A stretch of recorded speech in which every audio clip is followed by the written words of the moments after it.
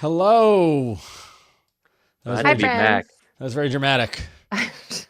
Win with a dramatic exit right as this live stream began. What are you talking about, Ron? They have no idea. Yeah. So behind the scenes, when we hit go live, the thing takes over with a little intro video. But at the same time, Win left this live stream, and so it was very so. So sorry. I know how to do this. I left chat, or I tried to log into chat, but that made me log in, so it kicked me out to like Google sign in. I'm so sorry. Yeah, all good.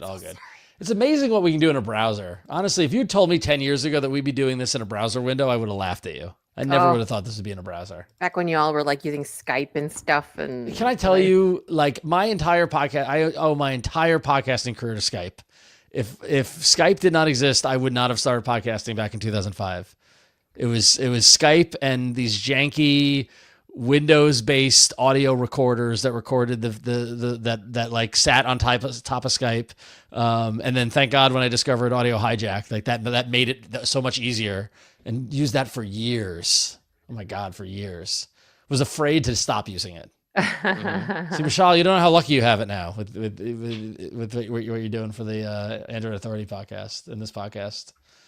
I mean, yeah, the tools are great. Like I'm using this tool called Video Ninja, like VDO, and it basically just I send a link to CSB, and he opens a link in his web browser, and then it's streamed, and then I pull a video capture of his feed and stream it directly into OBS, and I'm able to capture that and record everything locally. Oh, that's great. I'm basically doing all the TDing locally through OBS with all OBS scenes and OBS hotkeys and everything, and all Scott has to do is just join this one link that I gave him. That's great. Beautiful. That's so cool. So it's almost like it builds, it puts him as a input into OBS, but over is it over RTMP?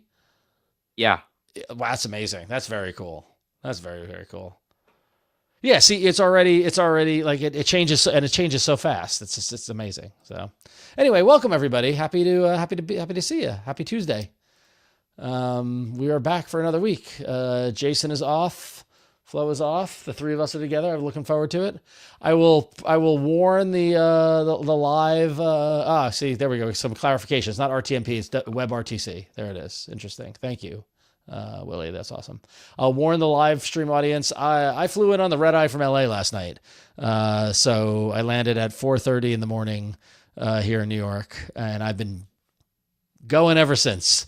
So, although I'm very proud of myself because I pulled a New Yorker, and so there's lots of construction at JFK, and they recently moved all of the rideshare pickups away from the terminals. So now, if you're familiar with JFK Airport in New York, it used to be you get off the plane and you could just go out at the terminal and get an Uber or a Lyft or whatever you want. Now you need to get on the air train and take it to a station that is very far away and west of the airport to get an Uber or Lyft. And I did not want to do that because it was 4:30 in the morning and it was cold, because it got cold because summer's over. But I hacked the system and I figured out how to get a Lyft right at my terminal and got home that much quicker. So, it looks like Wynn's power just turned off. So that's why it looks like her video feed is frozen. So, we're experiencing some technical difficulties before. I thought she was unfortunately before we actually started the show, like recording. I thought she was just intently reading an email. It was locked in. I thought she was just really dialed in something. All right, she said came back on. All right, we'll get her back. I'm glad that happened before the show started. So yeah. So anyway, and you got your air conditioning back, Mishaal, right? So you're more comfortable. Yes, thankfully, just today. It's been a rough few days. Like I've been, I've been suffering while I've been working and writing, and like I think even last week's Authority Insights podcast, like you can probably visibly see the sweat on as I'm reporting that. well, I was gonna say, I mean, aside from the podcast stuff, but for writing, can you go to the library or go somewhere? Yeah. So it's just, there's certain situations where like I got to use my setup. Like on my desktop setup for looking at analyzing stuff, but for writing, I've just been taking my laptop and going elsewhere. Yeah. The Pack NW Fall Star, there's only so much fans can do once it's like literally like 95 degrees outside and pushing internally. It's No, I think he meant people that will fans that will let you work where they live in their air conditioning, not rotary fans, like fans of your work. Yeah, when it gets that hot, it's just moving hot air around, right? Yeah. Yeah. Yeah, it was really weird. It's been super hot here through August. Like it was like remember, like I was complaining about the heat, and then all of a sudden it just dropped off a cliff one night, and like it's just been mild to the point where in the mornings it's like below 60s. It's like 59 in the mornings. Like it's crazy. Mm-hmm. So, all right, we're just waiting for Wynn's internet to boot back up. Hopefully, I don't have anything like that happen to me, because I did have. They've been working in my neighborhood on internet like over the weekend, and then the other night I had like a brief outage. So fingers crossed that everything's stable tonight. It happens. Yeah, we all best we can do. We're dependent on this one thing, you know. Yep.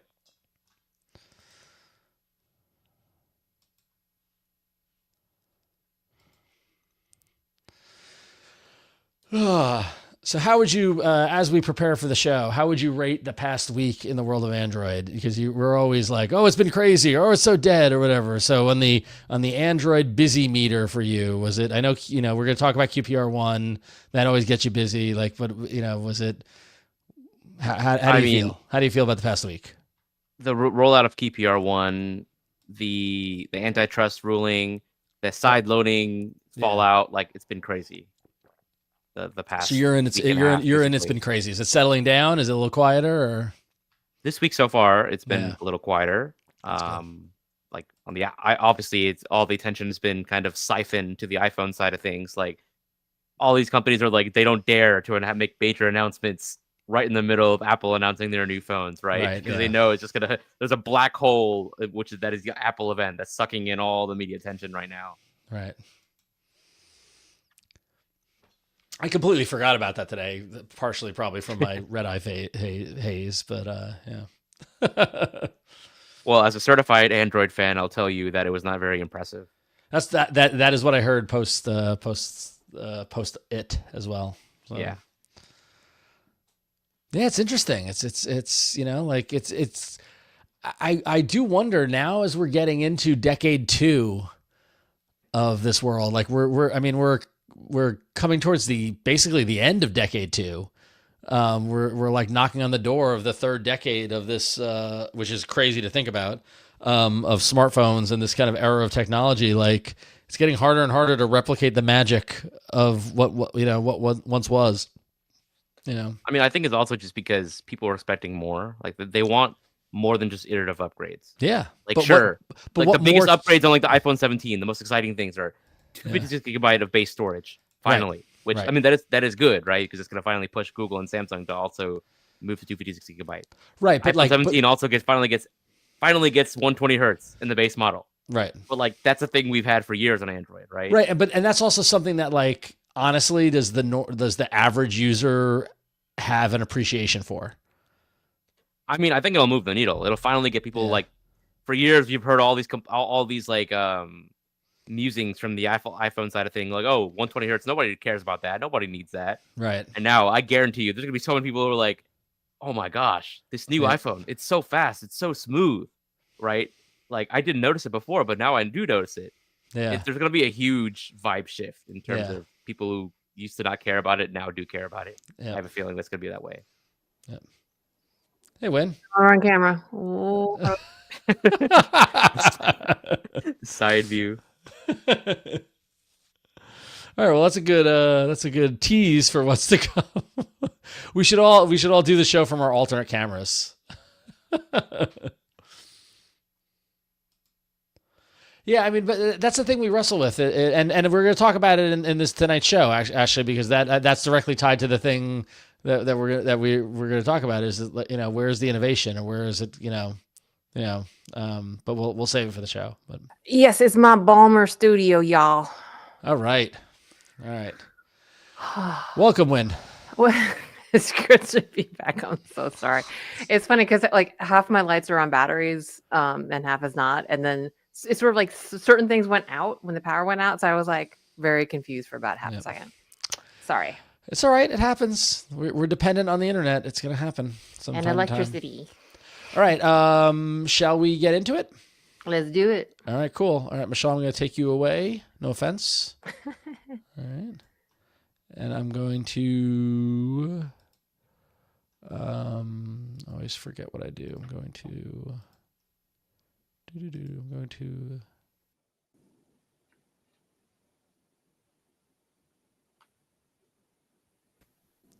That was the wrong button. Let's see. There you go. You can hear me still? Yes. Awesome. Okay. Okay. All right. Real check. Actually, I'm bringing Mishaal back. Let's do a quick mic check, though. Mic check. Hello. If Clinton or anybody else in the audience wants to tell us if the audio levels are good. They seem okay to me on my little dots, but everyone knows I don't have the best ears. So before we get started, it's always nice to know. So Mishaal, how are you? I'll pull a Burke. What did you have for breakfast today? I had a piece of toast, 1 egg, and half a cup of orange juice, and that's it. Oh. Yes, I had no breakfast. I had just lunch, and I think I had tuna salad and something else. I don't remember what it was. And Willie sums up the story of my life. Ron is slightly louder than everyone else. I'm sorry. All right, let me make an adjustment there. Is that a personal I know, yeah. accusation or? Okay. All right, there we go. Win slightly lower. All right, I'll nudge Win up a little. There we go. And I'll nudge me down. Okay. All right. All right. Keep me honest in the chat. I'll do my best because I'm not Jason. So, okay. Mishaal, you're going away again. Bye. Okay. All right, Win, you ready for this? I'm ready. Let's do it. All right. Cool. All right. It is covering you there. It is 8:13. All right, let's roll.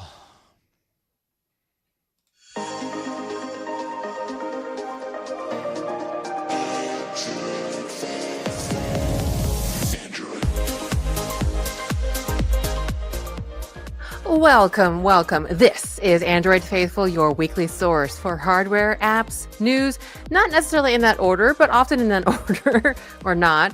I am one of your hosts, Huyen Tue Dao. And I'm Ron Richards. And I'm Mishaal Rahman.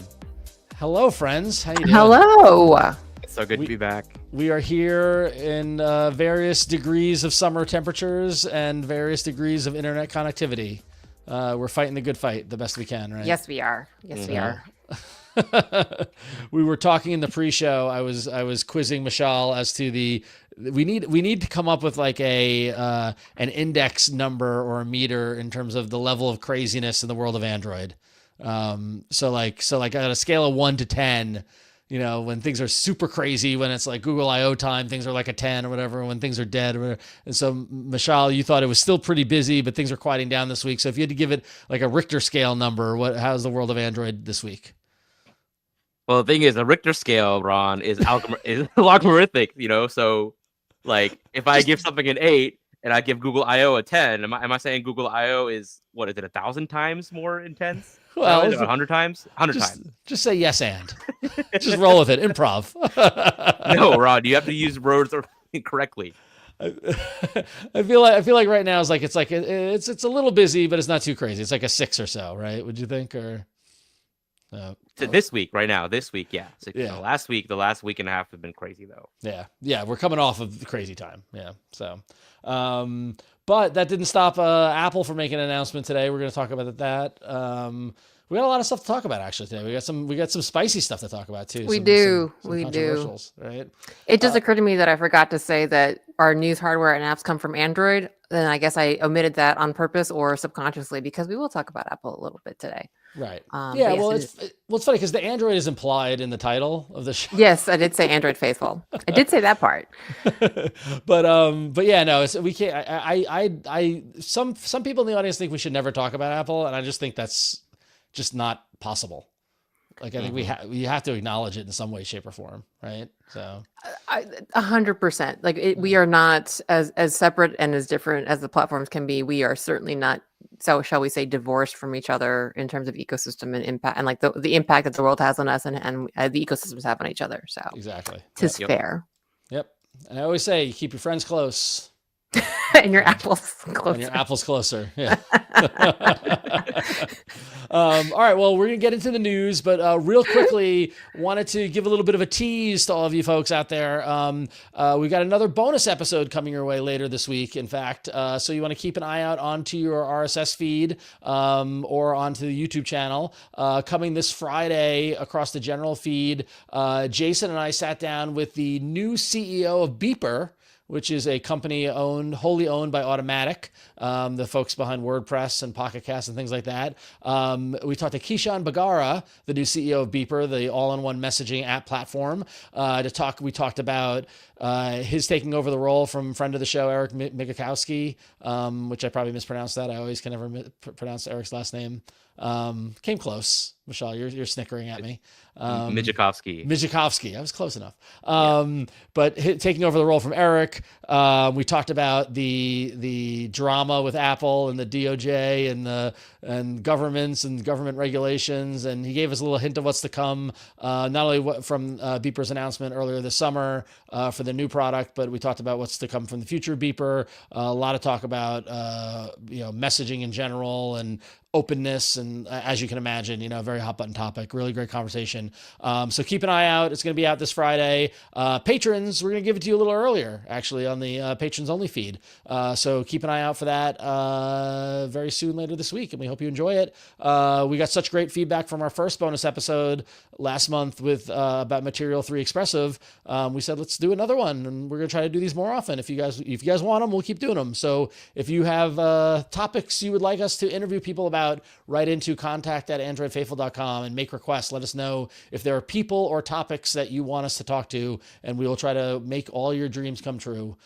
In the Android technology sphere, I can't get LeBron James. I'm sorry, we can't make that. It would be a good conversation. Tim Cook. You think Tim Cook will join the show? I'll ask. I'll make the ask. I will invite Tim Cook onto the show, and that would be interesting. That's in the realm of possibilities. Technology adjacent. We could talk about things.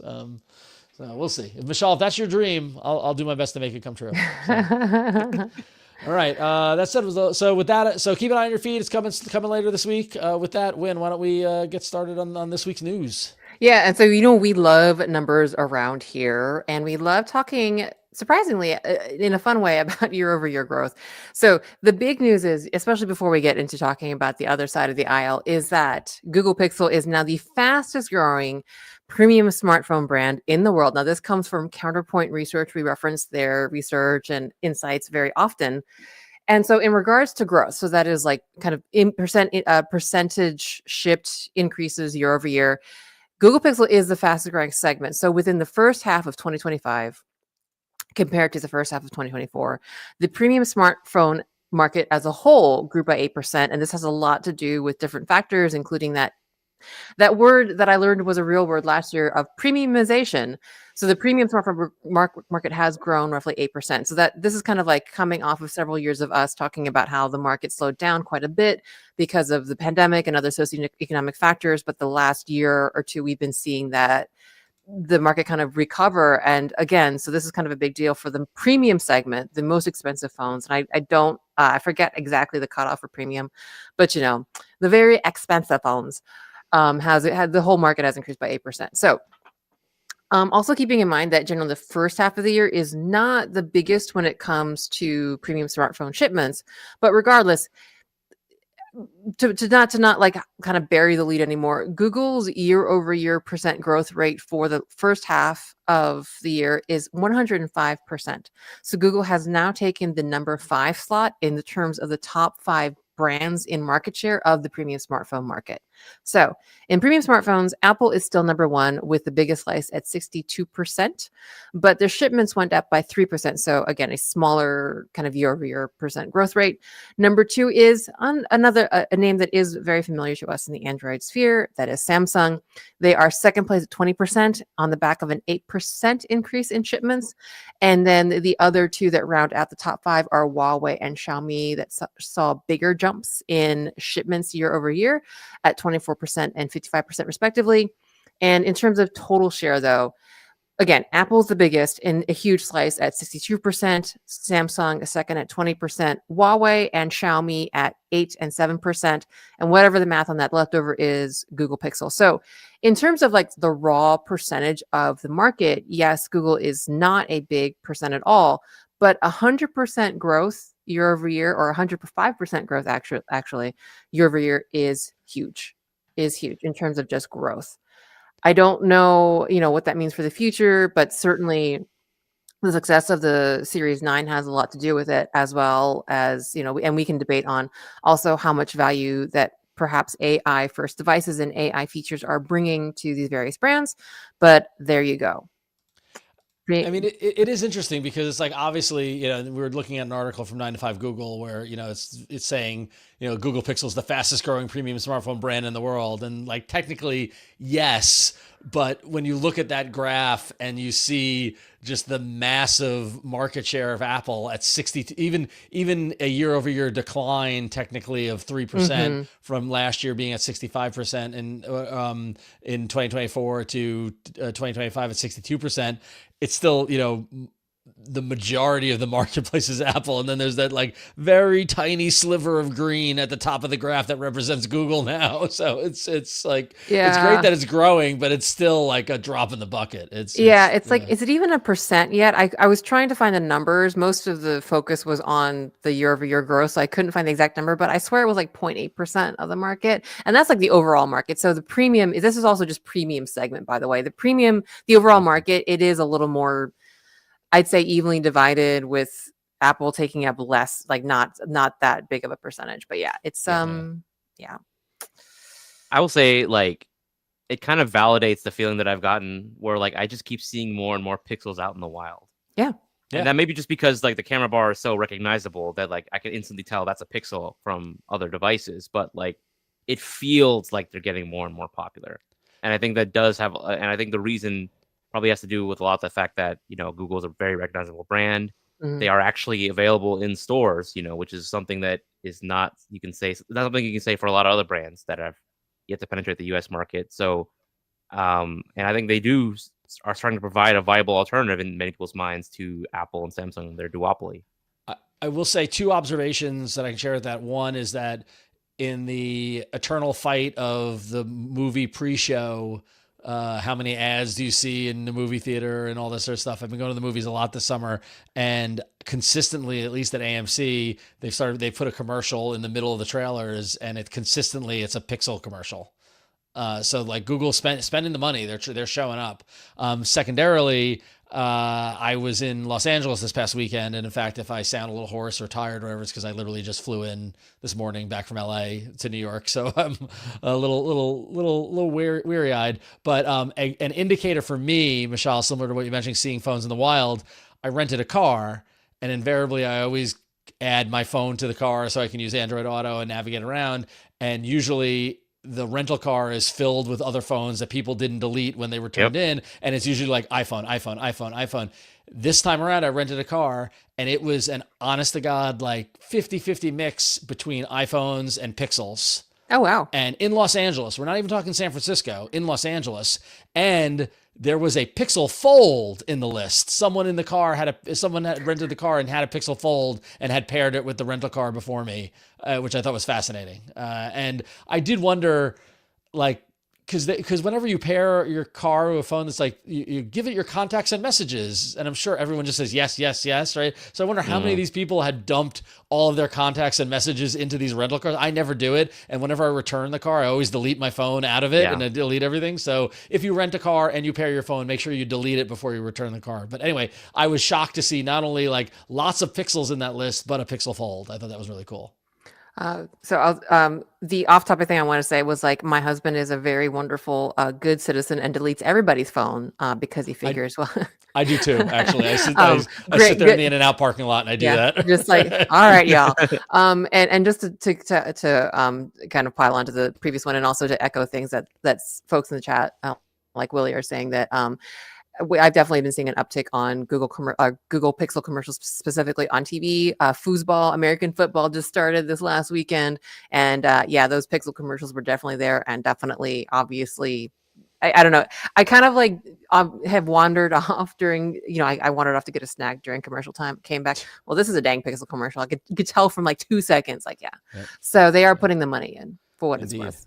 So there was an Apple event today. What is Apple doing to keep that market share going, right?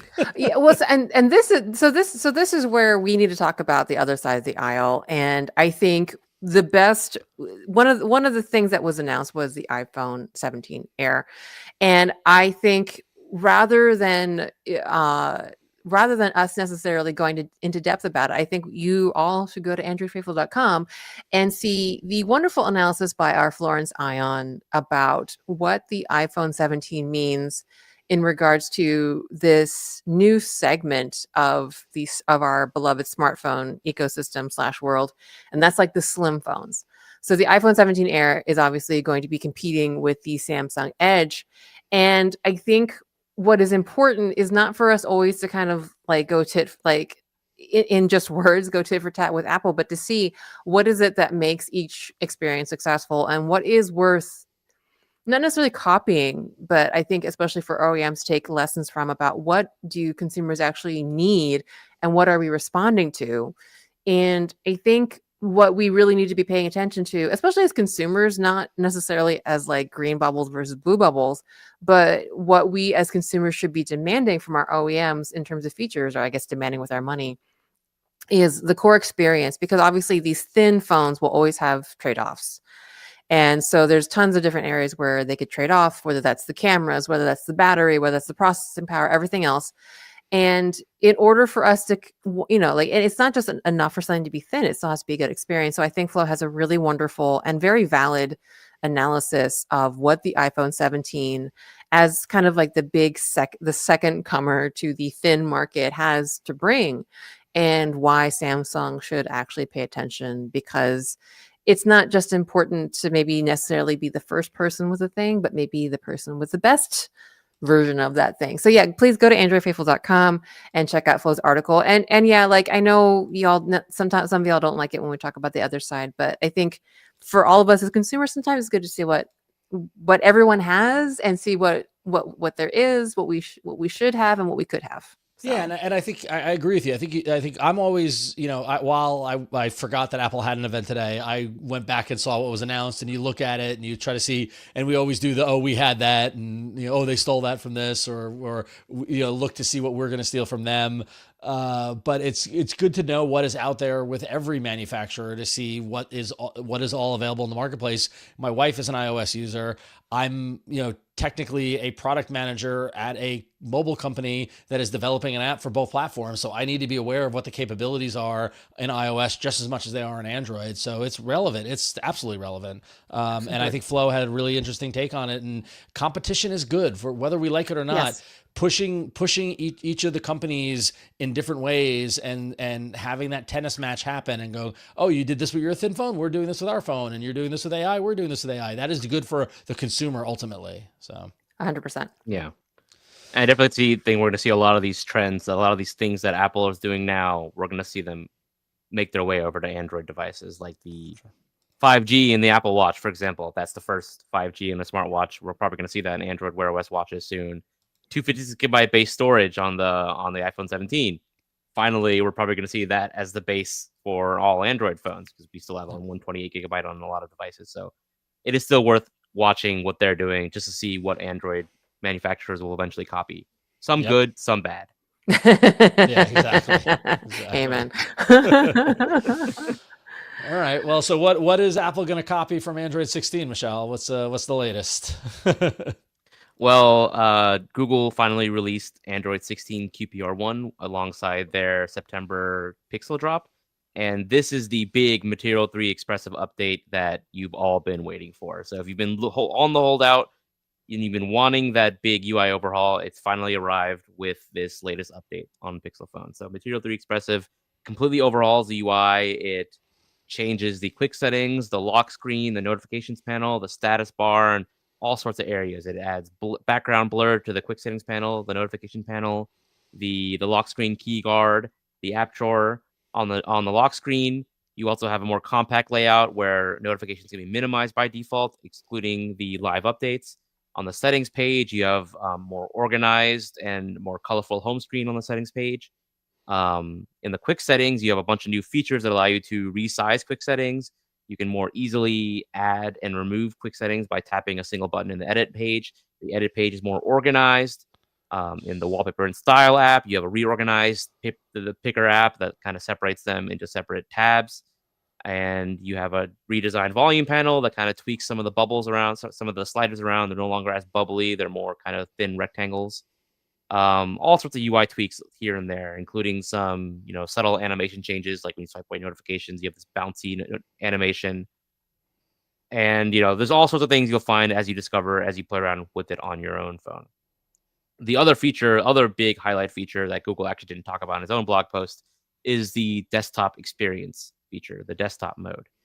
This feature is technically still in developer preview, which is probably why Google didn't talk about it. You have to actually go into developer options and then activate it manually. But once you do, and you plug in your compatible Pixel phone into an external monitor, then you'll get this new desktop interface on the external monitor where you have the taskbar at the bottom, you have the status bar at the top, and you can launch apps in these freeform windows. You can drag around them, you can resize them, you can snap them to the size, kind of like on Windows.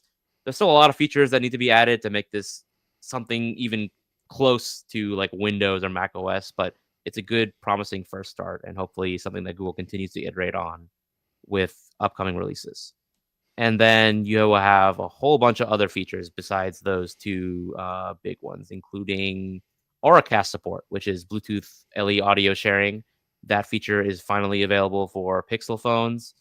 So if you have a compatible LE audio headset from Sony, for example, like their WF 1000 XM5s or the new WH 1000 XM6s, then you can start an Auracast broadcast session. You can connect multiple pairs of headsets to the same broadcast and basically share your audio with multiple people. You also, as I mentioned before, you have live update support. So for compatible apps like Google Maps, you'll have the status bar chip that displays like the next direction or some relevant information from the application. And then this also appears pinned on the AOD, so you can see the information from the app even without turning on the screen itself.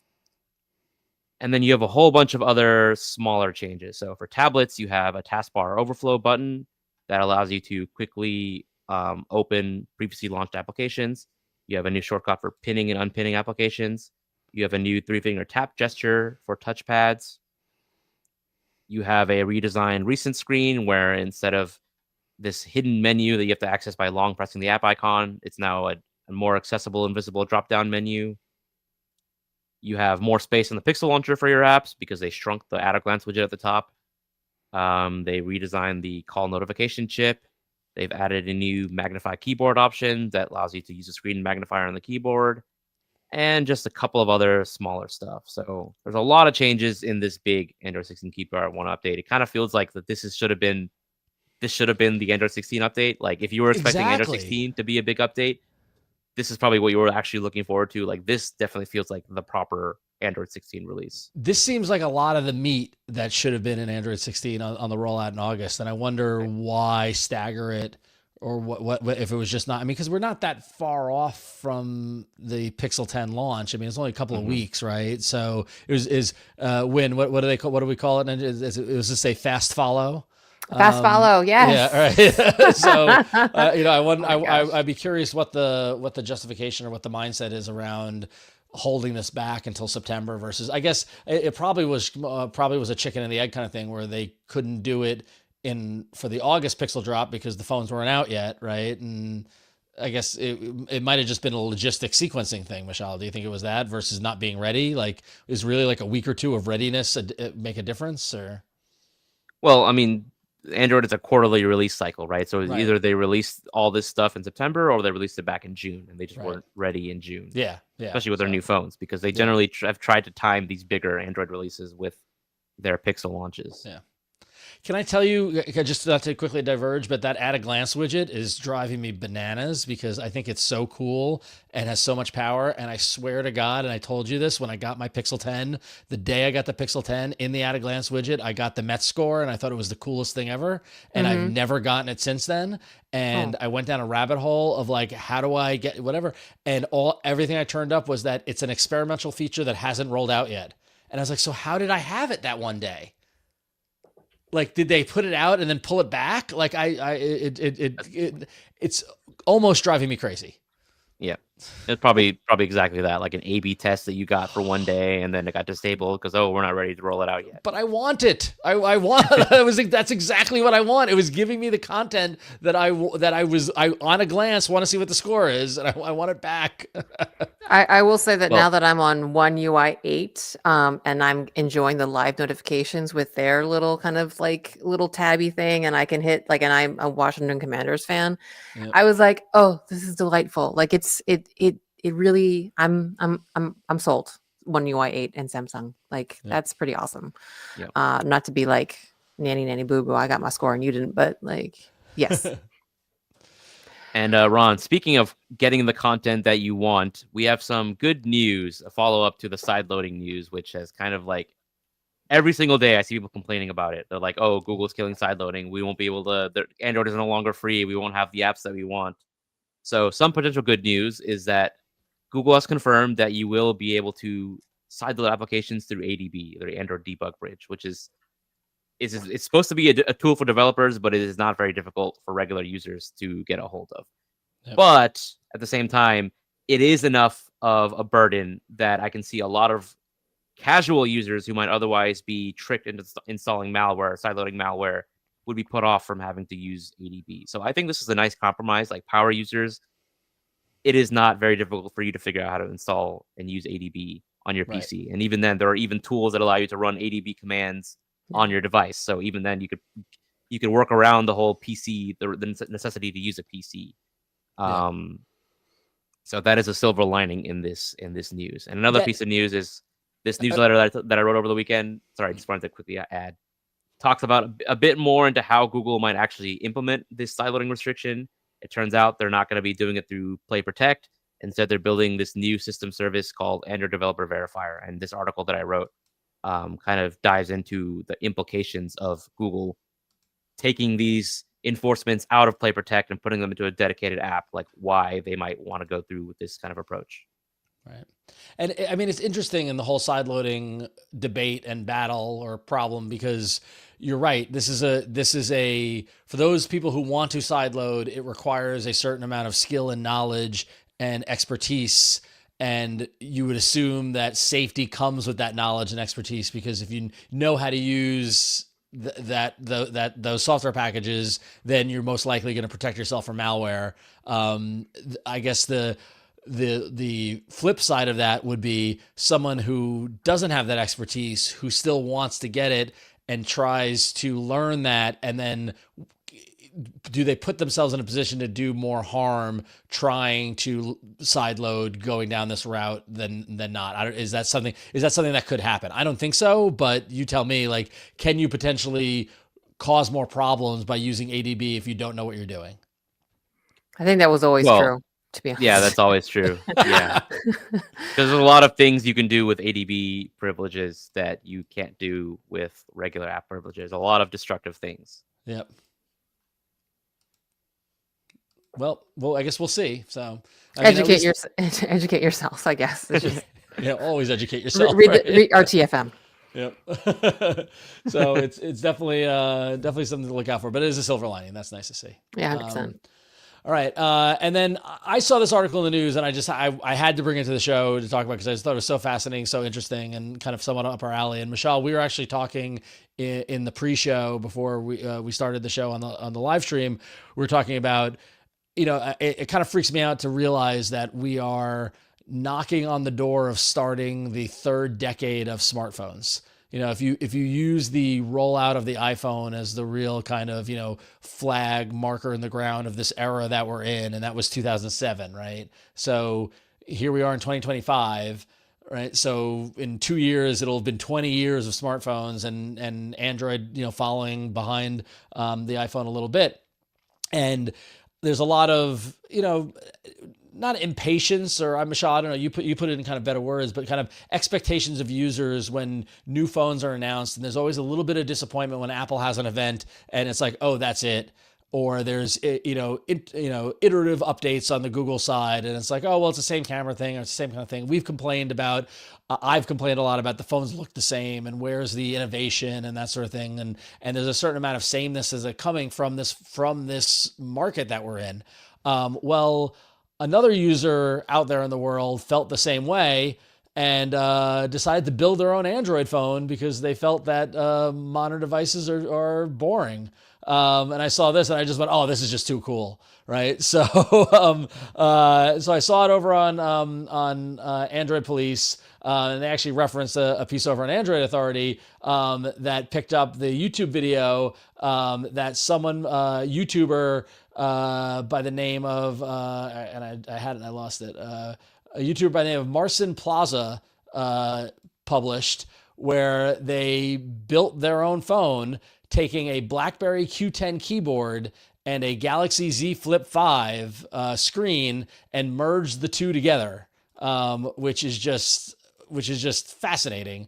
And the YouTube video shows the process of how they put the phone together and basically how they Frankensteined this phone into a reality, including all the plans and the 3D printing and everything they went through in order to make it work. And it's just I just think it's just such a cool DIY project. And it's also such a cool moment in time where someone feels frustrating with technology and puts it in their own hands to make what they have envisioned of, this is the kind of phone I want. And I hope that a manufacturer out there is paying attention and either licenses this design from them or hires them or figures out some way to make this phone a reality, or takes a page from this and says that there is an appetite in the marketplace for a phone that doesn't look like all the phones we see out in the world every day. So I don't know. I just thought it was super cool. And ultimately it takes the idea of the flip phone in a different kind of direction, in that it's this little slidey phone. And there we're watching the YouTube video where you can see it and he's showing the mechanism, and it's kind of almost a little steampunky in that it's got these, I was going to say that. Yeah. These two hinges on the side that handle the slide, I don't want to say rotation, but slide movement, where the screen slides up to reveal the physical keyboard. And it ends up having a similar footprint or hand feel as a folded Z Flip, but it slides up to reveal that physical keyboard.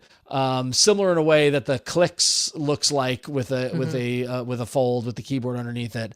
I don't know. It's super neat. What did you guys take a look at this? What do you think of this whole project and the idea of phones are boring? Let's make our own. Well, it kind of looks like the Motorola Droid also, and the Fold had a baby. Yep. So, and I think that for me, that was my first Android phone, and I think that a lot of us still kind of miss that somewhere between BlackBerry and also the slide-out keyboards, the Sidekick era. And I love this idea of combining those two things. And I will say, though, it's kind of funny. One of the comments on Android Police was like, hey, if you're missing BlackBerry, check out the Titan 2 from Unihertz. So just to kind of call out Unihertz again for being a company that is not typical, and that they do stuff. So anyway, like I love it. I don't know. I'm into more stuff like this. I mean, and that's a great note about Unihertz. And I will say I did put my money where my mouth is, and I did chip into the Kickstarter for the Unihertz Titan 2, because I was just like, I like this. I want this keyboard thing. I thought about reaching out to Unihertz and be like, can I get one? And but I was like, no, I'm going to support them. I'm going to put my money where my mouth is. And, so hopefully I get one. I think they're shipping in October. I gave them my address. So we will definitely have the Unihertz Titan 2 on the show at some point, because it's just too cool not to. And I want to play with the phone with a keyboard. But I don't know. Mishaal, what do you think of this YouTuber and their project?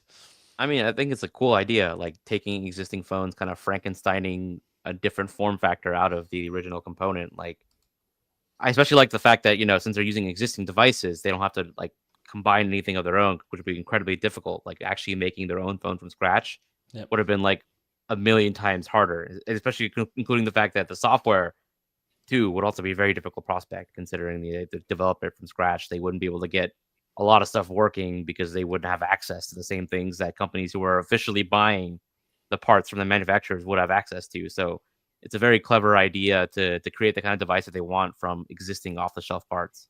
Yeah. And that's the thing, is that that's also kind of like a legacy in technology, right? When you think about what the Apple was, they Frankenstein parts and chips, from an Altair and all the kind of stuff that was in computers in the world, and made the Apple One out of that, like a hunk of wood with the board on it and that sort of thing, right? So like that's how it starts. That's how innovation begins. And so I'm hoping this is the first of more to come like this. So really, really interesting. Yeah, it feels like we still have that in spaces. I mean, like obviously, like PC builders is still like a very vivid ecosystem, and even like I still think about Raspberry Pi and our more IoT centric days, and like there's different forms of that now with like 3D printing and kind of like the more complex like actual gadgets that people can make with there. So it would be nice if that kind of ingenuity came back into the smartphone space. Not to say that it ever really was there, but it would be nice. It just seems like, there's a lot more tinkering that can be done in other spaces. Unless you have the 3D printing and the skills that this guy have, then you got it. But it'd be nice the electronics know-how and being able to take apart a phone and re-put it back together and have the display, like that's got to be magical. The moment they turned it on and it happened has got to be like, that's the moment. And I'm sure in the video, although the video does show the trials and tribulations they went through in the different versions, I'm sure there were moments where it didn't turn on, right? Where it's like, oh, what did I get wrong? And how many Z flips did they go through? But still, it's interesting. So I don't know. I think it's very cool. So I want to see more like this. I want to see different phones. I want to see different form factors, different, I don't know. I just challenge the norm. That's what I want to see from manufacturers every year. So we'll see. All right, excellent. All right, so that's time for the patrons patrons moment to help us pick a story to talk about here on the show. If you go to patreon.com/AndroidFaithful, every week our supporting patrons get to vote on stories for us to talk about on the show. And this week I made a little bug droid using Gemini and Nano Banana, and I even put a banana in it. We're going to talk about Nano Banana a lot more next week, because I know Mishaal, you've got thoughts. I know Jason has thoughts also, so we're saving it until Jason comes back next week. But I tried to, for the bug droid image, I made a inception loop of a bug droid on a computer reading Android news about a bug droid reading Android news in a room with bug droids on the wall, just snake eating its own Inception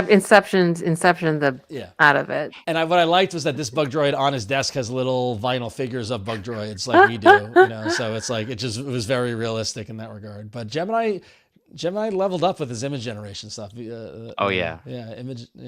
impressive. But you can go to patreon.com/AndroidFaithful and become a supporting member and see the Gemini image generated image that I created as part of the voting every week. And this week we had 3 stories that folks could vote on. The first story that lost, the lowest voting story, lowest vote getter, was there's still a way to get a Pixel 10 with a physical SIM in the US. A little workaround on the eSIM problem, but predicament folks are in. The story that came in second place, which was my number 1 pick, Aukey's Wild Qi 2 charging dock has detachable battery spheres for your Pixel 10. And this thing has got to be seen to be believed. And in fact, patrons are going to want to tune in to Android Faithful After Hours, because we're going to talk about the 2 losing stories, both about the eSIM story and this crazy charging dock. And you're going to want to hear us talk about it because it's very, very cool.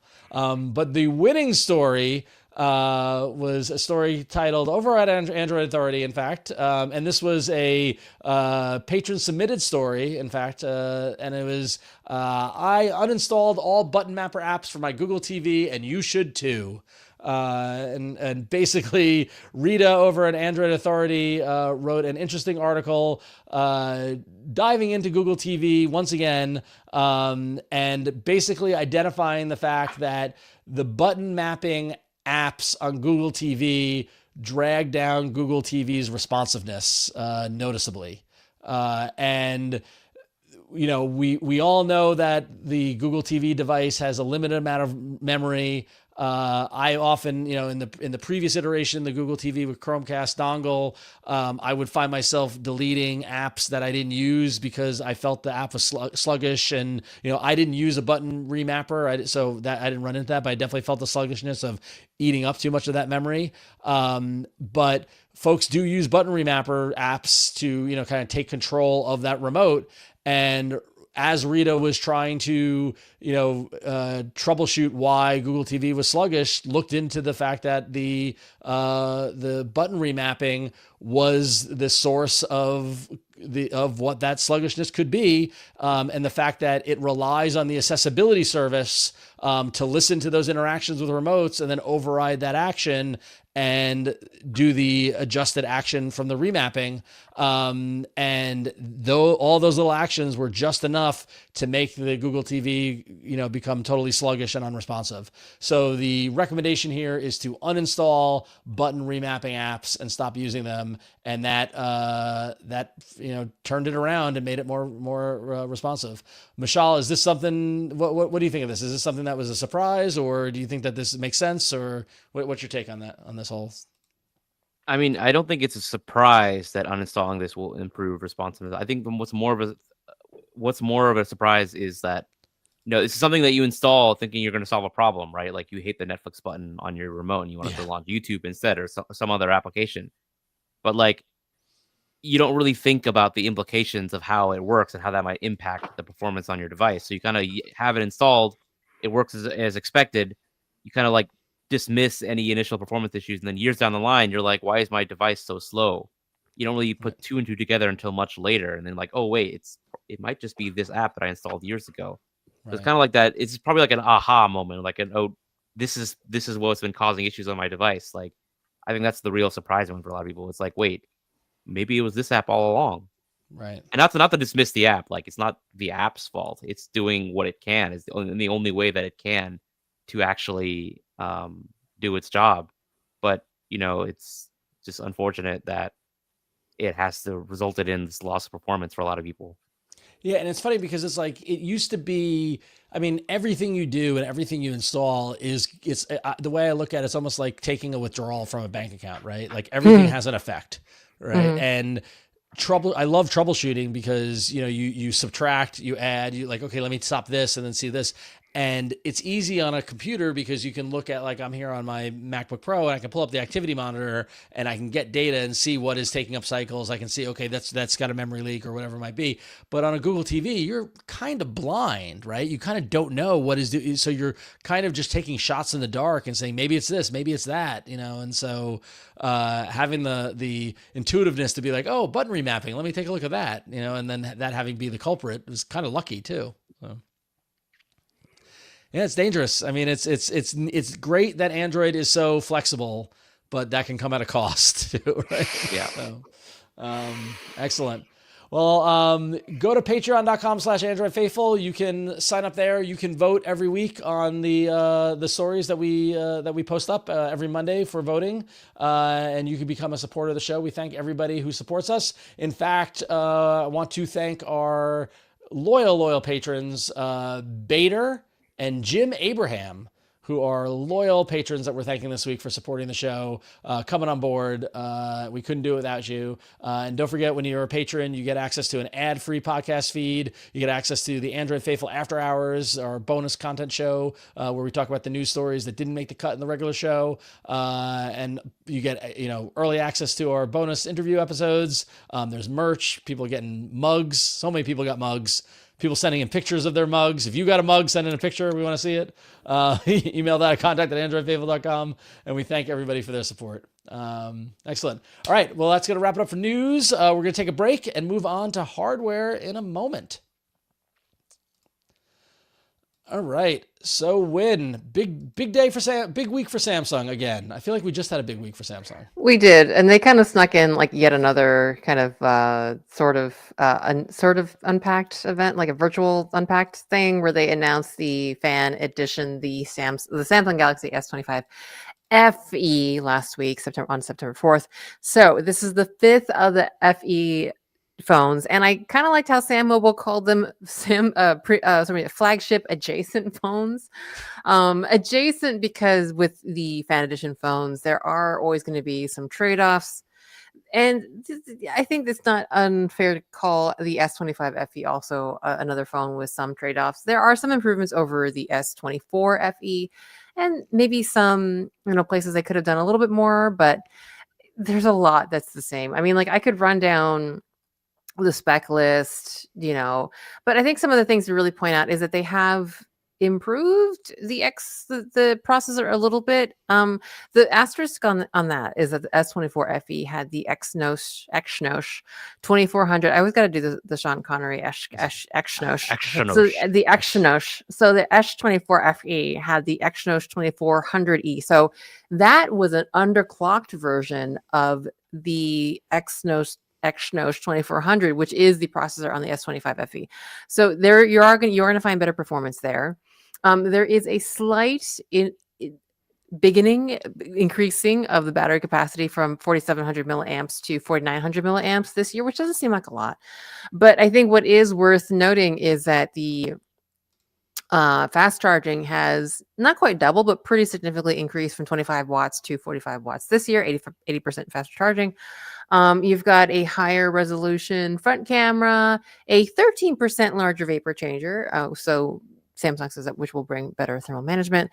And of course, you're going to get a little bit better software out the box with a One UI 8. But I mean, to be honest, you guys, a lot of it is the same. So for your €749, 649 sterling, you're getting a lot of the general same size, 6.7-inch full HD plus Super AMOLED display with 220 hertz dynamic refresh rate. It is flagship adjacent, so you're going to have 8 gigabytes of RAM and between 128, 256, and 512 gigabytes of storage. So you can kind of see, like, while, presumably you get a lot of the same Samsung quality and a lot of small updates, that is going to be the trade-off for the fan edition. But, not too much different. Cameras are basically all the same, minus the front camera that I mentioned. IP68 water and dust resistance, and, AI features galore. And of course, we need to mention the software support. Not surprisingly, and increasingly common is the 7 years of Android OS updates, as well as 7 years of security updates. So, I guess the question still is that on a phone like this that is flagship adjacent, how long will that phone actually last?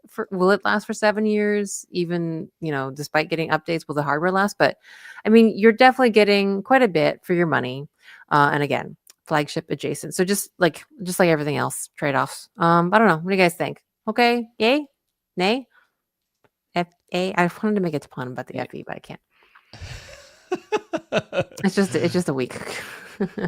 I mean, the fan edition's always crack. I mean, because it's like it's a more affordable version of the the flagship adjacent, right? Like, so it definitely serves a purpose. But as the specs keep, not scope creep, but spec creep, as they climb, it's hard. The price also climbs, and but yeah, I mean, I always wonder who the FE is truly for. That's always my big question. Who actually gets it and who actually wants it versus getting the actual release. Or like going for the A series or something kind of more mid-rangey. Yeah, exactly. Like I guess let us know. Like, I mean, it says the flagship adjacent thing does actually then sound very kind of appropriate, like to where, like, being very direct and where it lines up. But yeah, I don't know. Mishaal? I think like one benefit of getting the FE is that since it's kind of treated like it's in the S25 series, like, with the way product differentiation, the segmentation works, there are like a lot of features where Samsung says like, okay, this is only for the S25 family. So if you want this feature now, then you got to get a device in that S25 family, and they might consider the S25 FE in that series, so you'll get those same features at the same time. So like that's one angle, one reason why you might want to get the S25 FE over, like, say, an A series phone, for example, just because of where it is slotted in Samsung's lineup. Excellent. And that does actually make a difference. Point. Beautiful. Yeah, excellent point then. So there you go. There's your buying advice. Right. So interesting stuff indeed. But that wasn't all that Samsung announced on that day, that Mini kind of unpacked. They also announced the hotly anticipated Galaxy Tab S11 line of tablets.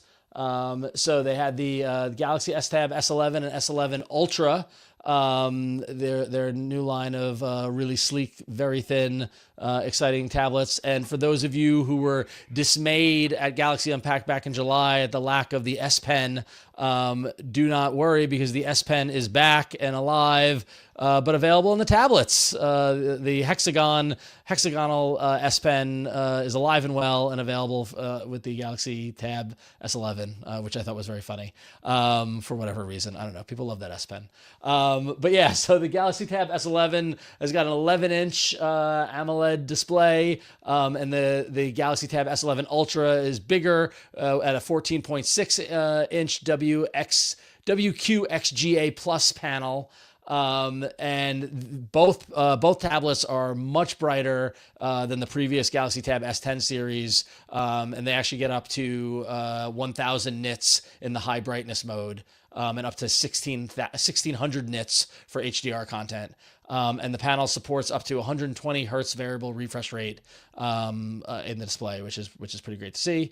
The Galaxy Tab S11 has 128 gig of RAM and comes with variants of 128 gig, 256 gig, or 512 gig of storage. And the S11 Ultra has 128 gig of RAM, and it's got 256 gig and 512 gig variants. And then it's also got a 16 gig RAM in a 1 terabyte storage variant, which is pretty massive. But if you're getting the Ultra, you're probably getting it for high-end productivity or for art or whatever you might be doing. It's really kind of like that is the one that is challenging the iPad Pro and that sort of thing. So the extra storage specs make sense there.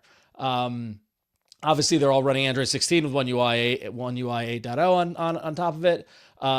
They come in 2 colors, gray and silver, and they're going to be available for pre-order. They're already available for pre-order, so you can get them there. The Galaxy Tab S11 starts at $799 for a price point, and the Galaxy Tab S11 Ultra starts at $1199 at the base model. And if you want to go, super, super high end with the 1 terabyte option, you can get that for over $1,600. So tablets. Their tablets are making a big comeback this year. Is this the year of the tablet finally? After I've been boasting it, what do we think of this lineup? I mean, it's not the year of the tablet. Like they're just kind of slowly chugging along still. Like well, we had the slowly keeping something out to compete with Apple, but like it's not the year of the tablet. Well, you got the OnePlus tablets. You got these. You got TCL. We're gonna talk about TCL later on, but TCL's got those tablets. Like they're chugging along. They're there still. They're reliable. They're reliable. Yeah, they're not out the park like iPad, but no one can say Android doesn't have a tablet. I love the tablets. I just love the tablets. I wish there was a new Pixel tablet. Don't get me started on that. But anyway. So, all right. Well, so that's the Samsung latest best stuff from Samsung, and I would say. Samsung, stop announcing stuff, but rumors are that we're still gonna get the XR headset soon. So we're hotly anticipating that. Samsung just can't stop releasing stuff, can they? All right. Moving on in the world. Why don't we move to OnePlus, Mishaal? That's right, Ron. So OnePlus had a major announcement. They have ended their partnership with Hasselblad. These two companies were partnered. They had a 5-year partnership to develop the imaging software, imaging engine on OnePlus devices. But OnePlus CEO Pete Lau announced on their forums that they have ended that partnership. So this partnership first came about with the OnePlus 9 series. And ever since that lineup, we've had a Hasselblad logo featured prominently on their flagship phones. But that's going to be changing with the upcoming OnePlus 15, which is what is expected to be called. Which, if you're keeping track, the current flagship phone from OnePlus is OnePlus 13, but it's rumored they'll be launching their new devices at OnePlus 15 just because of suspicions with the number 4 in China. But besides the logo, which, OnePlus obviously is not going to be paying millions of dollars just to slap a logo onto the back, although who knows? that logo did carry a lot of weight. It's a well-known camera brand. But supposedly the two companies did work side by side to develop the imaging engine to tune the cameras on the devices. But it looks like OnePlus will be going their own route in the future. It looks like they'll be developing their own imaging engine called OnePlus Detail Max Engine. And we'll have to see how this compares to other imaging engines, including from OnePlus parent company Oppo, who have their own Oppo Lumo engine. And speaking of which, there is no news on whether or not Oppo is also going to be ditching its partnership with Hasselblad, because OnePlus and Oppo, even though they are owned by the same parent company, they both independently had their own partnerships with Hasselblad. It's only OnePlus that has announced that they are ending their partnership. But we'll have to wait and see whether or not this actually matters, how it will affect the camera tuning on the device. And if you're looking to see how it will affect things, we have some early camera samples, courtesy of OnePlus themselves, who have shared what images from the upcoming phone will look like. And then I always got to mention, take any images you see from the manufacturers themselves with a heavy grain of salt, because these are always taken from professional photographers in like the ideal scenarios, right? They're not your average like Joe who just goes out on vacation, pulls up the camera and takes a photo, right? Like these are. Are you saying I can't take this photo, Mishaal? Are you saying I could? How dare you, sir? I'm just kidding. I don't think any of us have got the skills to do what the guys are doing over here with these photos. These are some top tier shots. You need some real photography skills to take these. I don't know. Put me in a pen with these sheep, and I think I can get similar shots of these. So I don't know where they went to take these photos, but it looks like some sort of sheep farm, and a beautiful shot of a dog laying on the hillside. You got the mountains in the background, a beautiful cloud sky, and a motorcycle. I mean, they look pretty good. If this is an indication of what they're working on, then it should be impressive. Mm-hmm. Grain of salt, Mishaal. Anybody can take these photos. So, and then and what else they can do with the imaging engine? They want to pass a pinch to zoom test, apparently, which is something they want to do. They want to basically ensure that if you pinch to zoom, then you will basically not see any you'll see all the clear details that you possibly can. And they're going to be using obviously a lot of computational imaging, computational photography to basically, improve the details as much as possible without faking the details, which is something that they have been criticized for in the past when it comes to faking the moon, right? They want to upscale images in a way that is more realistic, like providing details that you actually saw with your eyes. Right. So do they, with the loss of Hasselblad, does this hurt them? Or does it not matter? Like all the investment they did in building that imaging engine with Hasselblad and that partnership and that the little H logo and stuff like that. Now they move on and go their own path. Is this a step back or just a lateral step? What do you think? I think it would depend. Like for OnePlus, I don't think it'll matter because they've always been like a heavily online focused, kind of youth focused brand is what is like how they are compared to like Oppo, which is like more broadly appealing. Like they try to sell in stores. So like the kind of people who buy OnePlus phones, the kind of enthusiasts, the power users, the gamers, I don't think they really cared much about Hasselblad. I think it matters more for Oppo, like that kind of branding partnership. But we'll have to wait and see. OnePlus has been trying to expand for a long time beyond their prosumer, their online user base. So we'll see if that actually does have a noticeable impact. Yep. All right, we'll see. All right, we'll talk about expanding. Yeah, and we're going to talk about TCL and next paper. And I don't know how. I guess back in July that Jason did show us his TCL 11.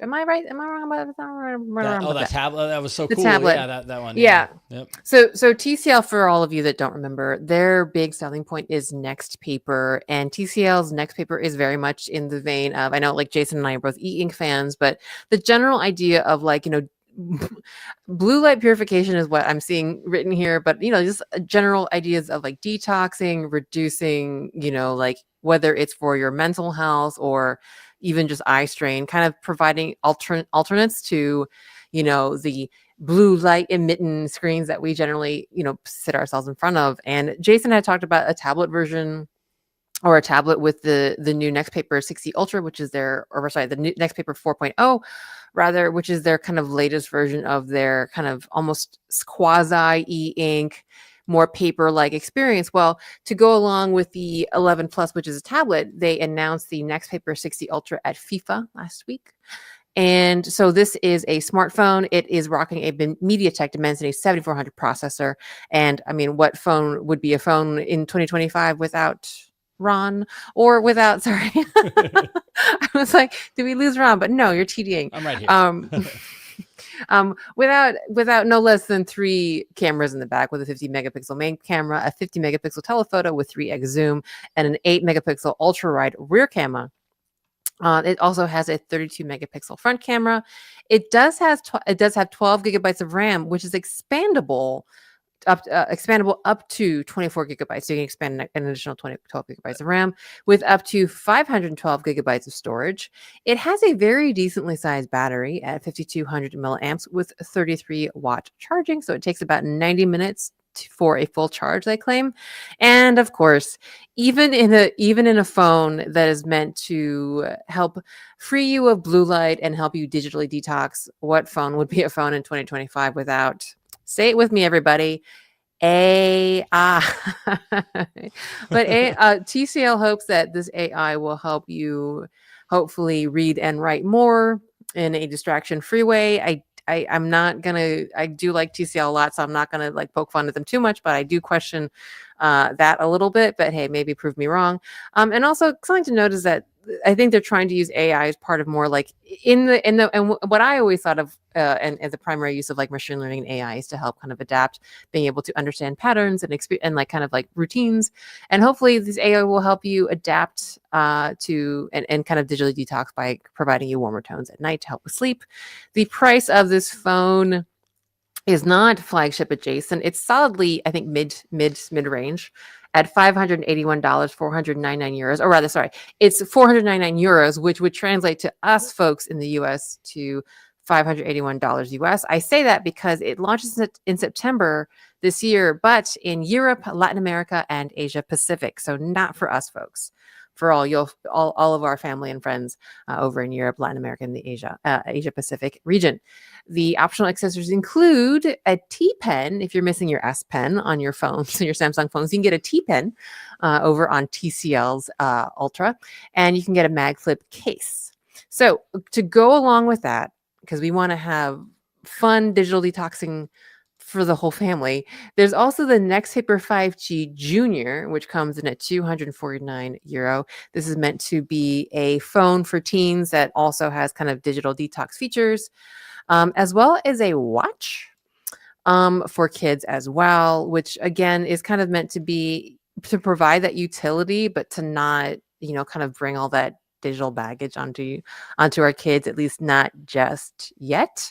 And that Move Time MT48 smartwatch for kids is 158 euros. It's, I don't know, Ron, as the kid having person between the two of us, thoughts on Nextpaper phone and watch for your kids? I mean, I like TCL. I like what they're doing with Nextpaper. I think that that these kind of entry points in the marketplace are interesting. I think designing hardware for specific user bases by age or by use case is really interesting, especially if you make them affordable. And we're looking at the junior phone coming in under $300, which is like, if I was going to consider that for my children, I wouldn't want to spend a lot on it. The watch coming in at $174 is a little expensive for a watch for a kid that they're probably going to lose. My kids aren't of age yet, so this is not something I would consider. And if anything, I'm leaning more towards closer to middle school age before I even consider getting them devices. But they're doing it, I think, in a responsible way through that digital detoxing and making it the e-paper and more about having the eye care concern and what you do with the device versus just having it just be a gateway to the ills of the world. So I do think it's interesting, and I applaud them for trying it for sure. So. All right. Well, if y'all are interested, the 5G Junior, the phone, will hit European markets in October. And if you are in the EU, specifically in Germany, the UK, well, sorry, not the EU. If you're in Germany, the UK, Spain, Italy, or France, and are interested in the MoveTime MT40, it's a smartwatch for kids, that will also come out late October in those countries. But one more thing from TCL. My bad. One more thing. And we definitely touch on projectors and kind of more like mobile things. And this is relevant because it has Google TV. If you want something which The Verge describes as a cross between a Rubik's Cube rather, and TARS from the movie Interstellar, you might want to look at the Play Cube, which is a portable battery powered all-in-one projector from TCL for your next camping trip. It's Netflix certified. It's got an interesting kind of like, and the kind of thing that makes it like, if you remember Interstellar and Tarsi, is that there actually are two segments to the projector, and they kind of twist in that slightly interstellar-y way that kind of lets you kind of position the, like, so basically there's like the main part. I actually got like big Silo vibes. If you're like a Silo fan and you watch season 2, the main thing is just a cube with the lens in the front, and then there's like a secondary piece that is also like rectangular shape, but then kind of pivot on its own, and that allows you to kind of lean and give a certain angle to the projector, so you can kind of like project it either in front of you, a little, like just kind of be able to handle different angles. And the idea of this is kind of to take it with you where you go, to be a very portable projector device. I think it was actually the Thomas Bricker, who wrote this up for The Verge, mentioned that he is a camping person, and that actually camping projection, which this is designed for, would be kind of interesting because it is quite small. I'd say, like, how big is that? I don't actually say it has measurements. Oh, it does have measurements. So it's like 5.9 by 3.8 by 3.8 inches and weighs 2.7 pounds. So I think that's fair to say pretty portable. It's very cool. I mean, this is we saw this at CES as a prototype or as a concept, or I forget what show I it was at. Yeah, I saw it at Mobile World Congress also. Like, you did? Okay. They didn't have any news on when it would actually launch, but it's a very cool, cute looking device. Yeah, and 2.7 pounds is pretty light. I would take that. And it showed it could do a 1080p image at up to 150 inch native resolution, 150 inch native display, right? So it's a pretty big display if you have a good screen running. It's got a speaker in it that can produce enough sound to so you don't need to have a speaker system or anything in there with it. And it's also got HDMI, USB, and Wi-Fi. Like it's pretty cool. Like I kind of want it, to be honest with you. Yeah. It's like, it's probably not the best device in its class, like in terms of projectors, but like it looks the coolest. Yeah.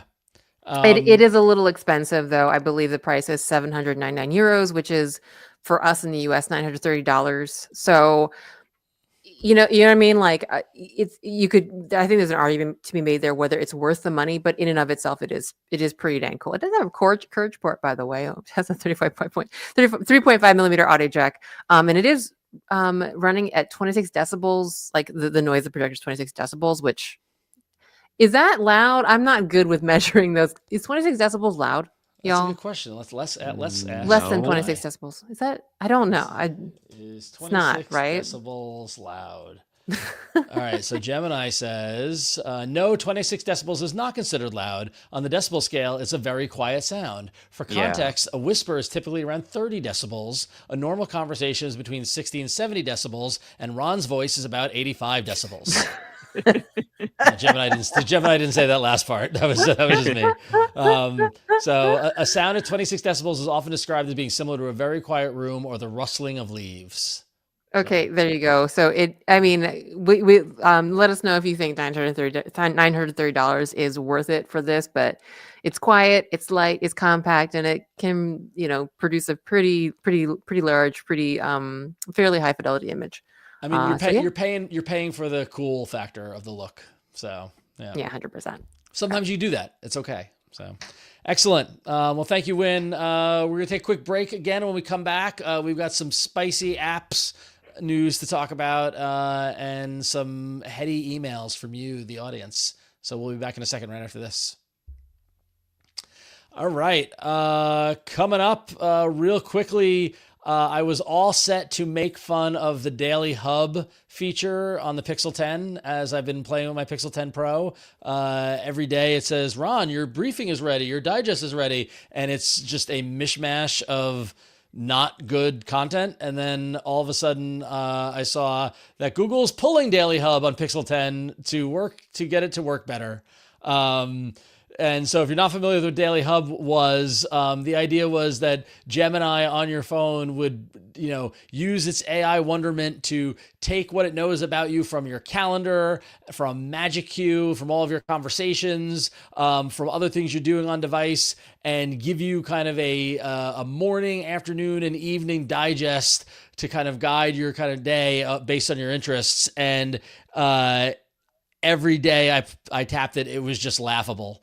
It would pull out stuff from my Google Messages out of context and misrepresent them. So it'd be like, just so you know, Ron, you have an anniversary dinner coming up. And it was literally my friend. I texted a coworker and my friend about work, and he's like, what's up? I'm at my anniversary dinner. And then for 3 days, my Daily Hub told me I had an anniversary dinner with Brian for 3 days. Like it just was really, really weak. Anytime you mention any sort of quote unquote event in Google Messages, it would come up, but without any sort of date or any sort of context or any sort of way to validate it or way to get rid of it or way to correct it. Like that's the biggest problem, was like there was no way to actually give it the information that you wanted it to show you. It did do a pretty good job of recommending podcasts for me to listen to in Pocket Casts, because I have Pocket Casts on my app and it's just giving me my subscriptions, which is fine. And then it would give me, in the Explore area, it did give me topics to explore based off my searches, which is fine. But like, I'd rather have my Google News feed than just like random searches of things I searched for months ago. So it definitely needed work. I like that they are trying to do something like this, but it was not ready for prime time. And it was probably wise that they pulled it back. So I don't know if you guys had a similar experience as I did with it, but it was just a mess. I took screenshots of it. They were hysterical. I have not had any experience with it because I don't have a Pixel 10 yet. I'm sorry. I didn't mean to rub that in. Yeah, me neither. I forgot about that. Jason has had a similar experience as I have. So, anyway. All right, Mishaal, how about some news that I know you were excited for? So much so that you wrote this. That's right. So Androidify is back. If y'all remember, this is a really old app that Google used to have from the Play Store that allows you to create your own Android bug droid. In the past, the old app only had it had a bunch of options, but there's a limited set of like pre-selected things that you can do to dress up your bot, and pre-selected color options, pre-selected accessories. And I will add, 10 years ago, we used the original Androidified app to do the artwork for the All About Android podcast, where me and Jason and Eileen made our own Android bots, and that was our artwork for years. So yeah, we loved Androidify. Yeah. And the new Androidify app is back, and it's here to showcase all the advancements in generative AI that have happened in the years since, as well as the latest modern best practices for Android development. So the new app, it leverages features like Gemini 2.5 Flash. It uses a custom version of Google's Imagen 3 or Imagine 3 text-to-image model. So basically what it does is you can upload a photo of yourself. Gemini 2.5 Flash will create a highly detailed descriptive prompt based on that, and then it'll use a fine-tuned version of Imagen 3 or Imagine 3. I totally actually forget which way it's supposed to be pronounced, to create a very personalized custom bot out of your photo. And then you can further customize that bot to like add like a wall. You can turn it into like a wallpaper, a one by one image. You can add a background to it. I personally took my photo and I added like this Fandroid background, and I've actually used that. I'm using that now as my personal social media profile picture on social media platforms. So yeah, I've had a lot of fun with it. I think it's a great app. Although some people, might find the use of AI to be a little bit off-putting, I personally think this is actually a great showcase of AI, just because compared to the past, there's only a limited number of things you could do into the customization. Like they could add only so many different accessories, but without turning into like this giant mega list of different accessories you have to individually create assets for, and then individually create all these different combinations. Whereas now the possibilities are literally endless because they have so much training data in these models and there's so much information they can extract from a photograph that you upload to it. Like, I just think this is a much better approach to Androidify than used to have in the past, and it's also an excellent showcase a lot of the latest modern technologies that are available for Android developers, like Jetpack Compose, the ML-Kit APIs that are used for image segmentation and like extracting the backgrounds and things like that. So if you're an Android developer or just an Android user or an Android fan, definitely worth checking this app out and just giving it a shot for yourself. Yeah, and I don't think, I mean, the Gen AI stuff is as long as it's clearly marked and understood that it is used AI to generate.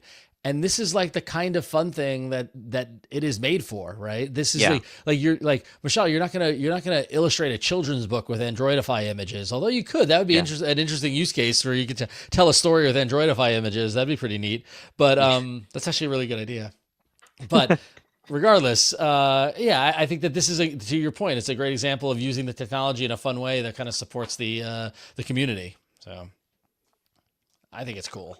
I want to. And if you want to try this out, just go to Google Play Store and search for Androidify. It's available on the Play Store and as well as on the web. All right. So very cool. So a little bit of bad news to talk about now. And I know when you've been working all day on this story, so I'm going to hand. Oh no, I mean, well, number one, we want to thank. This was actually a patron submission, so I just want to say that I think it kind of reflects on the importance and impact of the store because it was a patron submission by two separate patrons, Brian Hellman and Michael Sanders. So what's happening is that both the founder and original developer of Nova Launcher, which I know is many people's favorite launcher and has been, a mainstay of the Android ecosystem and community for a long time. So the founder and original developer, Kevin Barry, stepped away from development last week. In fact, I think September 6th, he wrote a goodbye post. And the reason for his leaving, while his post was short, I won't say sweet, but was short and kind of to the point, I think the story definitely seems quite complicated. So just to give you a little background. So Nova Launcher was acquired by an analytics firm called Branch in 2022. So as part of that acquisition, Kevin Barry, so again, the original developer and founder, Nova community manager Cliff Wade, and several other kind of team members were also brought on board. I think it was like a total of 12 people. And back then, obviously whenever a favorite grassroots, small software, anything gets bought by a big company, everyone gets really nervous. And so to kind of alleviate some of those fears, Branch did note at the time that they would not interfere with Nova Launcher's development, basically leaving Kevin and the team in control. There actually was a Reddit AMA at the time of the acquisition. And then Branch CEO Alex Austin kind of made certain statements and certain promises, which actually Kevin Barry highlighted in his goodbye post. So a couple of things. And so like the couple of things and then particularly like the question of whether Nova Launcher would ever become open source is right now the most kind of pressing issue. So just to kind of highlight the two things that Kevin Barry himself kind of pointed out that Alex Austin mentioned in this Reddit AMA is about, whether Nova would ever be open source. Alex Austin answered presumably to a question about this. Thanks for the suggestion. I'll bring it up with Kevin, but ultimately releasing the source code releasing the source code or making it open source is Kevin's call. So that's what Alex Austin said, that it would ultimately be up to Kevin Barry whether Nova Launcher would become open source. And Alex Austin also made a separate Reddit comment, kind of in the same vein though, that, quote, if Kevin were to ever leave, it's contracted. So there seems to be some kind of legal responsibility here. Sorry, going back to the quote. It's contracted that the code will be open sourced and put in the hands of the community. Okay, so that was the acquisition. Everything seemed sort of hunky-dory, but there were already problems starting last year. In 2024, Branch announced company-wide layoffs. The Nova team was down to one person, Kevin Barry himself. So basically, Kevin Barry has been working by himself as the sole developer for Nova Launcher for about a year. All of the other 11 people on the team were unfortunately laid off. And basically what happened was that recently Kevin Berry has been working on making Nova Launcher ready for open source. So preparing to open source it, cleaning up the code base.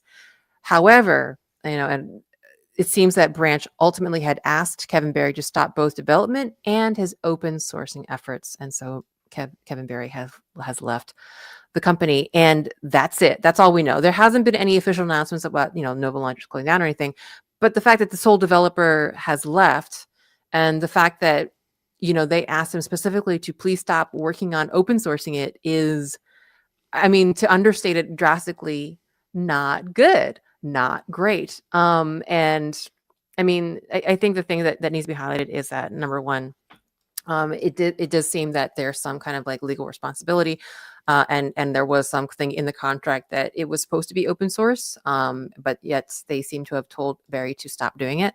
And so yeah, that's that. It really sucks. I will say, and I'll stop talking in just a second, that obviously this is like really saddened and worried a lot of people. There is a change.org petition opened, not by a member of the community, not by anyone from the team or 4 members of the team, but just someone who loved Nova, started a change.org petition to basically pressure Branch to make Nova Launcher open source. And I did kind of talk to one of the former team members, Rob Wainwright, who was unfortunately one of the folks laid off last year. And he wanted to highlight something. And I know we talk about launchers, and a lot of the context with which we've talked about launchers in the past on the show is a lot of like, like kind of like the fun, scrappy, kind of like tinkering vibe that Android used to have. And that maybe, even though this is sad, and I know a lot of people love Nova Launcher, that maybe we might just say, oh, well, you can always find another launcher.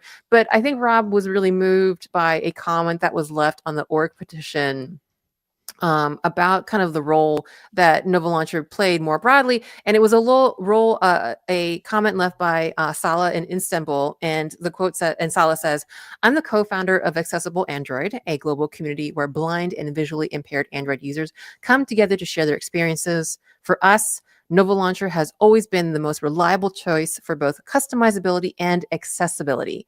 We strongly believe that Nova deserves to live on. Please consider open sourcing it or passing it on to a team who can continue this amazing project for the community that depends on it." So I just wanted to highlight that, and that, yeah, it sucks that a launcher is gone, but that number one, open source is in the blood of Android, and it seems it was promised to, the community and to, the developers who made it, that would be, something that was possible. That's seemingly not the case. Branch really hasn't said too much about it. And so it seems like maybe, I don't know, if you want to put on a tinfoil hat or just kind of observe things, it seems like, a lot of people are upset and Branch is not really saying anything. So I think it's worth it. And if you care about Nova, excuse me, and you're really upset by this and you want it to be open source, you don't want it to go away, please check out the change.org petition. And if anything else, do what you're doing now. Let your favorite podcasters know, talk about it, raise a fuss. And sorry, I'm gonna stop talking now. Post on social media, tag Branch, let them know that you're a Nova user and you want to continue to be a Nova user. Like, like if you don't believe in petitions or change.org, because I always kind of laugh when there's a change.org petition to like bring back a flavor of a donut at Dunkin' or something, I don't know if these actually work, but over 3,000, almost 3,500 people have signed this. That's a viable number of people. That's a community that are affected. And it's not fun to see this kind of go down the way it seems to be going down, and hope that Kevin is dealing with whatever contractual obligations as part of the acquisition. I will say not devil's advocate, but just the other side of the coin. This is the danger of getting acquired. This is when you sell your baby to a big corporate thing, sometimes it doesn't go as you hope, and you might put stuff in your contract and it doesn't go the way planned. And that's always the danger. And you hope so. You hope that it doesn't turn out this way.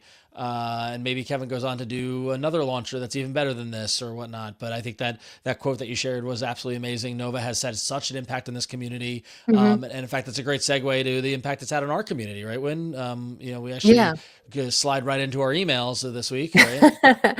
Yeah. So that's, a good introduction. Like, obviously, like, thank you so much again to Brian Hellman and Michael Sanders for submitting that. It is an important story. And again, like, if you care, make a fuss, post on social media, do whatever you can, and make sure Branch knows that you care and you want this to be open source and to live. And on that note, our first email for tonight is from Mike. Hey, Android Faithful team, just wanted to share this news with you.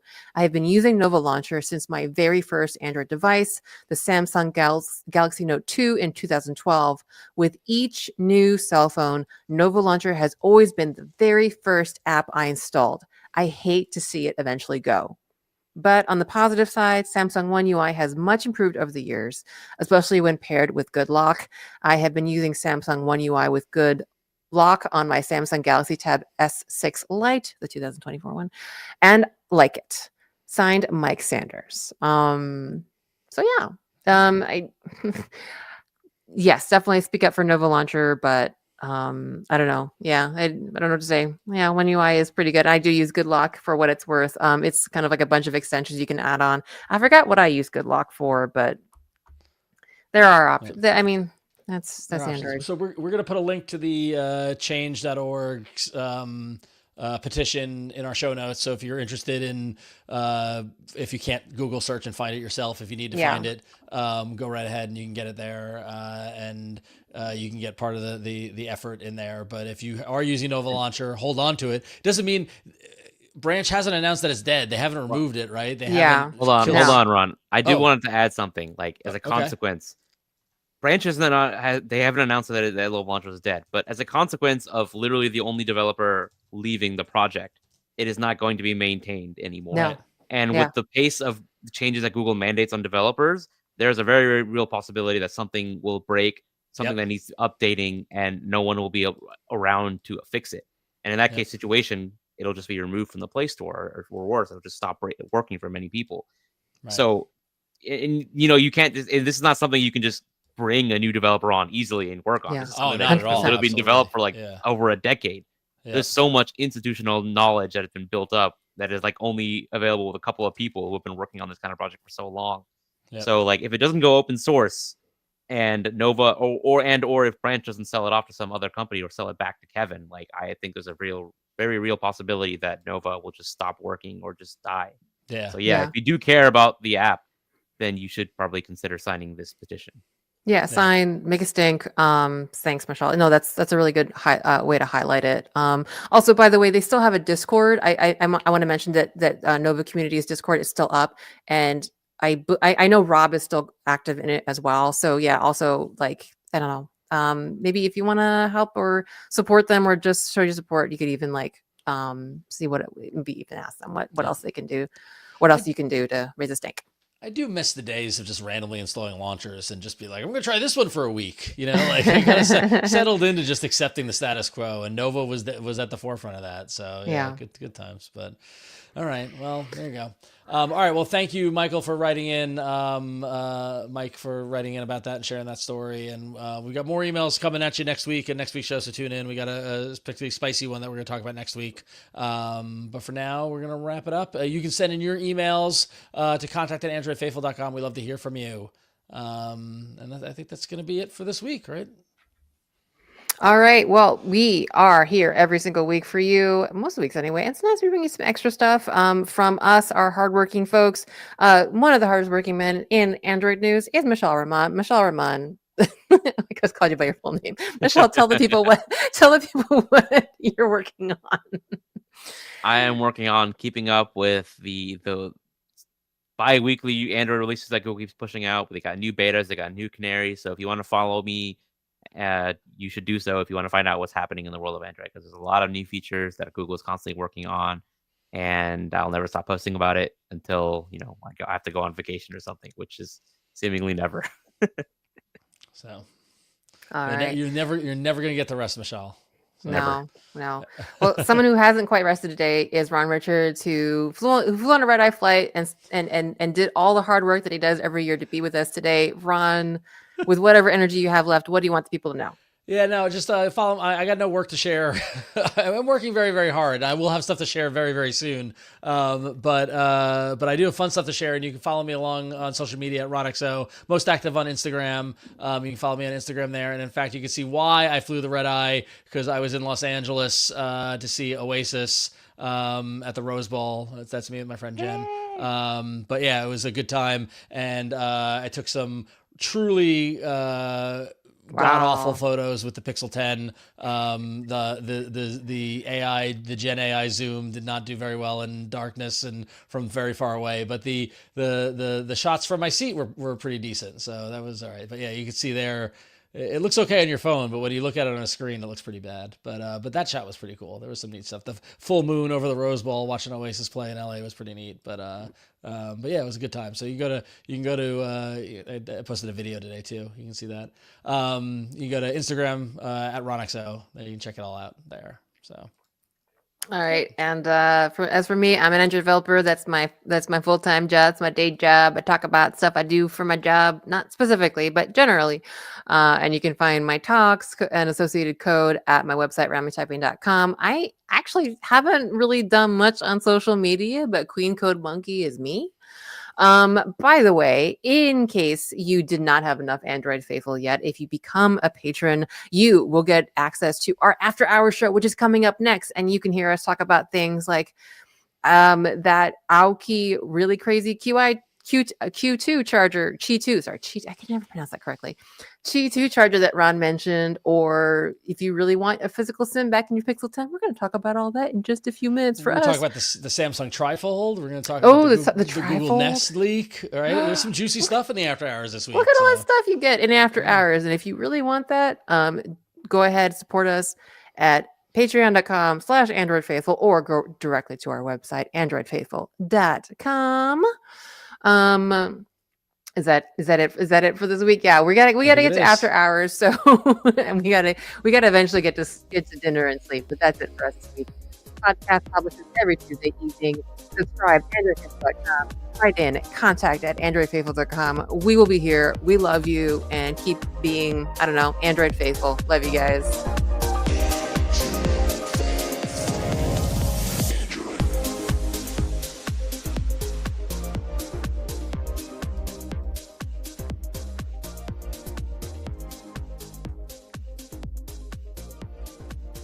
Wonder how many titles Cousin Joss submitted this week. Never enough. Keep them coming, dude. All right. Well, let's see. All right. Show titles. All right. We got Cure for Boring Slabs, Frankenberry Droids. Keep your friends close and your apples closer. Put me in a pen with these sheep. Flagship adjacent. When the branch breaks, the Nova will fall. Oh my God. That's a good one. That's a good one. Level up with ADB sideloading. Button, who maps the button? That's a good Long live the S Pen, sorta. TCL me cell phone. Oh Daily God. Hub was a daily flub, that's for sure. That's what we Keep get. your apples closer. Popular Pixel pushes premiumization. I love the alliteration. What Apple event? We have QPR1. Samsung's Fan Edition Fun Packed. I like Fun Fact. Not faking the moon. Ron Cube is louder than your projector's decibels. And NovaCare denied. Oh. That's a little too real. Yeah. Oh, sad. I feel like when the branch breaks, the Nova will fall. Holy crap! Yeah, we should do that for Kevin and for Nova Launcher. Let's do that. Yeah, I think that's the one. So, all right. Good job. Great job. Wow, everyone. All right, good stuff. All right, well, we're gonna go. I would love to hang out and chat more, but we got to do the after hours, and then I have to turn the show around because Jason's off, and then I have to go to sleep. So, oh, Ron. Yeah. So, always a pleasure. I will not be here next week. Win will not be here next week. Right? Yes. Nope. I've got to do work stuff. Yeah. So there it is. I'll probably be here, so I'll see y'all next week. Yeah, Mishaal, you're going to talk about fences and I'm bummed because I want to hear Jason talk about the fences. That's a teaser, everybody. A flashback to years ago, but the Google Pixel and removing fences. Jason's white whale. So, all right. Well, everybody have a great night. Have a good rest of your week. We'll see you next week. Tune in Friday for the Beeper interview. Very excited about that, and we'll talk to you soon.